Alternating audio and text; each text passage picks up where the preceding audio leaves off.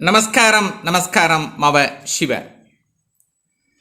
இந்த சப்த கன்னிமார்களை ஏன் நாம் வணங்க வேண்டும் அப்படிங்கிறது எல்லாருக்கும் ஒரு கொஷன் இருக்கும். சப்த கன்னிமார் எப்படி இருக்கும்?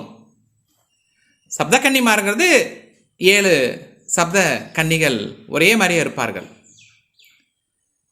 கொஞ்சம் உருவத்தில் கொஞ்சம் சின்ன சின்ன மாற்றங்கள் இருக்கும். இவர்கள் என்ன செய்கிறாங்கன்னா, நம்ம உடம்புல இருக்கக்கூடிய சப்த தாதுக்கள் இந்த தாதுக்களுக்கு இவங்க அதிதேவதையாக இருக்காங்க. அவங்க எதை கண்ட்ரோல் பண்ணுறாங்க அப்படின்னு சொல்லி பார்த்தா, இந்த சப்த கன்னிமாரில் இருக்கக்கூடிய பிராமி, மகேஸ்வரி, கௌமாரி, வைஷ்ணவி, வராகி, இந்திராணி, சாமுண்டி, இந்த 7 பேரில் இந்த பிராமி அப்படிங்கிறவங்க இந்த தோல் சம்பந்தமானதை இவங்க கண்ட்ரோல் பண்ணுறாங்க. தோல் நல்லா இருக்கணும், இப்படி இருக்கணும், அப்படி இருக்கணும், நம்முடைய கிரக சூழ்நிலைக்கு தகுந்தாற் போன்று மாறுகிறது. நாம் அதை வணங்கும் பொழுது எப்படிங்கிறத பேசுவோம். இந்த மகேஸ்வரி அப்படிங்கிறவங்க இந்த நிணநீர் கொழுப்பு சம்பந்தமானதை இவங்க கண்ட்ரோல் பண்ணி இதுங்கிறாங்க. கௌமாரி அப்படிங்கிறவங்க ரத்தத்தை கண்ட்ரோல் பண்ணுறது. ரத்தம் இப்படி இருக்கணும், அப்படி இருக்கணும், அவருடைய கிரக பலனுக்கு தகுந்த மாதிரி மாறுது. வைஷ்ணவி இந்த சீல் வடிகிறது, போகிறது வர்றது சம்பந்தமானதை அவங்க ஒரு இதாக வச்சுருக்காங்க. வராகி நம்முடைய போன் ஸ்ட்ரக்சருக்கு, எலும்பு சம்பந்தமானத்துக்கு கண்ட்ரோலாக இருக்காங்க. இந்திராணி நம்முடைய தசைகள், நம்ம சொல்கிறோம்ல சில ஐயோ தசை பிடிச்சிக்கிச்சு, அப்படியாச்சு இப்படியாச்சு, திரும்ப முடியல, அப்படி முடியல, இப்படி முடியல, சதப்பிடிப்பு இருக்குன்னு சொல்கிறோம். அதுக்கு அவங்க ஹெட்டாக இருக்காங்க. சாமுண்டி நரம்பு சம்பந்தமானத்துக்கு இவங்க கண்ட்ரோலாக இருக்காங்க. அப்போ இந்த பிராமி, மகேஸ்வரி, கௌமாரி, வைஷ்ணவி, வராகி, இந்திராணி, சாமுண்டி இவங்க 7 பேரையும் பௌர்ணமி நாளில் வழிபடும் பொழுது, இந்த பௌர்ணமி நாளில் அவர்களுக்கு ஹோமம் வளர்க்கப்பட்டு அபிஷேக ஆராதனை எங்கு நடக்கின்றதோ அங்கு ஒரு முறை சென்று விட்டு வந்தால் என்னென்ன தொந்தரவுகள் நமக்கு குறையும் அப்படிங்கிறது ஒரு சிறப்பான ஒரு பார்வை. நம்பிக்கை இருப்பின் இதை நாம இந்த பதிவை கேட்கலாம், தவறிதுமில்லை. நஷ்டத்தில் ஓடிக்கொண்டிருக்கும் சிறு தொழில் முதல் பெரிய தொழில் நடத்துபவர்களை லாபத்தில் உயர்த்த எங்களை அணுகவும், நன்மை உண்டு. Gold time numerology. ஒலிகள்ல கூட மங்களமானது அமங்கலமானதுன்னு இருக்கு. அதனாலதான் சில ஒலிகளை பேசாம தவிர்க்கிறோம். ஒரு சிலதை கர்ப்பகிரகத்துல கூட உச்சரிக்கிறோம். நம்ம பேர்ல நம்ம ராசிக்கு பொருந்தி வராத சில ஒலிகளை மாற்றி அமைச்சா நம்ம வாழ்வு சுபீட்சமா இருக்கு. ஒருமுறை சந்தியுங்கள் கைராசியான உங்கள் India's number 1 genius engineer AS Mahasri Rajan அவர்களை. வெற்றி உங்கள் கையில். பிராமியை வழிபட்டால் நமக்கு இந்த காமம் குறையும். ஒரு சிலர்லாம் பார்த்தீங்கன்னா காமத்தில் உச்ச நிலைக்கு போவார்கள். காலையில் மதியானம் சுற்றுறது, போகிறது வர்றது, சில நேரத்தில் திருமணம் நடந்தால் கூட சில தவறான வழிகளுக்கு செல்வதற்கு வாய்ப்புகள் அதிகமாக இருக்குது. இது வேதர் மேலாக இருக்கலாம், ஃபீமேலாக இருக்கலாம். இந்த பிராமியை வழிபடும் பொழுது இந்த காமம் கண்ட்ரோலாக இருக்கும் அப்படின்னு கருத்து. மகேஸ்வரியை வழிபாடு செய்யப்பட்டால் இவங்க கோபம் குறையும். ஒரு சிலர்லாம் பார்த்தீங்கன்னா எனார்மஸ் கோபம் இருக்கும்.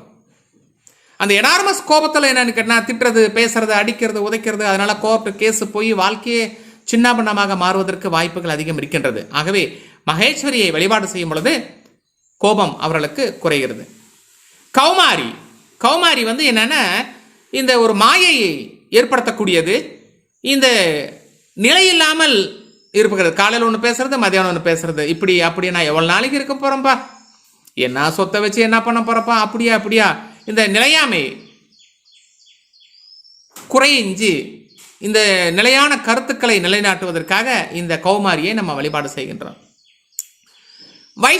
வைஷ்ணவி தேவியை நம்ம வழிபாடு செய்யும் பொழுது ஒரு பேராசை குறைந்து விடும். எனக்கு ஆசை இருக்க வேண்டியதுதான், ஒரு அளவுக்கு உண்டானது. நம்மளால் அதை தூக்க முடிகிற அளவுக்கு, சுமக்க முடிகிற அளவுக்கு. இப்போ நம்மளால் ஒரு 40 கிலோ அரிசி தூக்க முடியும்னா கடவுள்கிட்ட நம்ம 40 கிலோங்கிறதோ 50 கிலோ கூட சொல்லி நம்ம கேட்கலாம். அதே ஒரு 4 டன் அரிசி எனக்கு கொடுக்கணும் அப்படின்னா அதை தூக்கிறதுக்கு நமக்கு சக்தி வேணும் இல்லையா?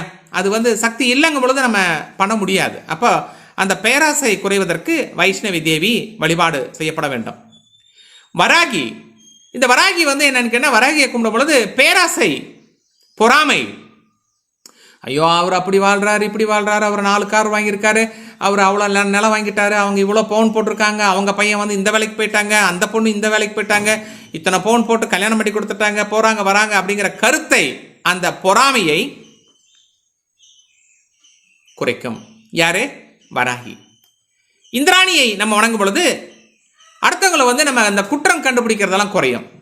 குற்றம் கண்டுபிடிக்கிறதுனா என்னதான் நல்லா செஞ்சாலும், என்ன நீ பாத்திரம் விளக்கியிருக்க, என்னதான் சாப்பாடு செஞ்சாலும் என்ன சாப்பாடு, இது சாப்பிட்டு இது உப்பு இல்லை, ஒன்றும் இல்லை, அது இல்லை, இது இல்லை, என்னதான் ஒரு டிசைன் பண்ணி கொடுத்தாலும் என்ன நீ வீடு கட்டிட்ட, என்ன இது பண்ணிட்ட, என்னதான் வண்டியில் ஒரு ரிப்பேர் பண்ணி கொடுத்தாலும் என்ன நீ வண்டி ரிப்பேர் பண்ணி கொடுத்தா ஒன்றும் சரியில்லை அப்படின்னு எப்போ பாரு குற்றம் காணுவது குறையும். யாரு? இந்திராணியை, சப்த கன்னிமாரியில் உள்ள இந்திராணியை வழிபட்டாள். இந்த சாமுண்டியை வழிபட்டால் இந்த புறம் பேசுதல் குறையும். ஒரு சிலர் என்னன்னு கேட்டிங்கன்னா, முதல்ல நம்மகிட்ட ஐயா வணக்கங்க ஐயா அப்படிங்கய்யா அப்படிமா, பின்னாடி ஐயோ அவர் என்னப்பா என்ன மனுஷன் பெரியதை அப்படின்னு ஒரு பேக் ஸ்லாப் பண்ணுறது, புறம் பேசுவது, அது எல்லாம் குறைந்து விடும். ஆகவே இந்த சப்தகன்னிமார் பிராமி, மகேஸ்வரி, கௌமாரி, வைஷ்ணவி, வராகி, இந்திராணி, சாமுண்டி இவர்களை வழிபட்டால் கண்டிப்பாக இந்த குறைகள் எல்லாம் நமக்கு குறைந்து ஒரு கண்ட்ரோலாக இருக்கும் அப்படிங்கிறது ஒரு கருத்து இருக்கின்றது. இது வருகிற 24/2/2024 அன்று தேனி பெரியகுளம், கொடைக்கானல் கீழே தேனி பெரியகுளத்தில் அமைந்துள்ள மகாலட்சுமி டெம்பிளில் அன்று பௌர்ணமி அன்று விசேஷ ஹோமம் நடைபெற்று இவர்களுக்கு அபிஷேக ஆராதனை உண்டு. பக்த கொடிகள் திரளாக வந்திருந்து இறைவனை தரிசனம் செய்துவிட்டு செல்லுமாறு அன்புடன் நிர்வாகத்தின் சார்பாக அன்புடன் கேட்டுக்கொள்கிறோம். அது மட்டுமில்லாமல் அன்று முப்பெரும் தேவியார்கள், யாரு? மகாலட்சுமி, லலிதாம்பிகை, சரஸ்வதி தேவி, இந்த 3 தேவியருக்கும் அன்று அபிஷேக ஆராதனை செய்யப்பட்டு விசேஷ பூஜை நடைபெற உள்ளது. ஆகவே பக்த கோடிகள் இறைவனை தரிசனம் செய்துவிட்டு செல்லுமாறு அன்புடன் கேட்டுக்கொள்கிறோம். கவலைகளை குறைப்போம், சந்தோஷமாக வாழ்வோம். அன்புடன் டாக்டர் AS மகாஸ்ராஜன், மாவ சிவ மா சி நா. வாஸ்து, நியூமராலஜி, புரோனாலஜி, ஜெம்மாலஜி மற்றும் உலகிலேயே முதலாக புதிய கண்டுபிடிப்பான நியூமராலஜியில் விரைவில் வெற்றி தரும் புரோனோடைபாலஜி என்ற புதிய ஃபார்முலாவை அறிமுகப்படுத்தியவர் empire of numerologist, world famous engineer AS Mahasri Rajan.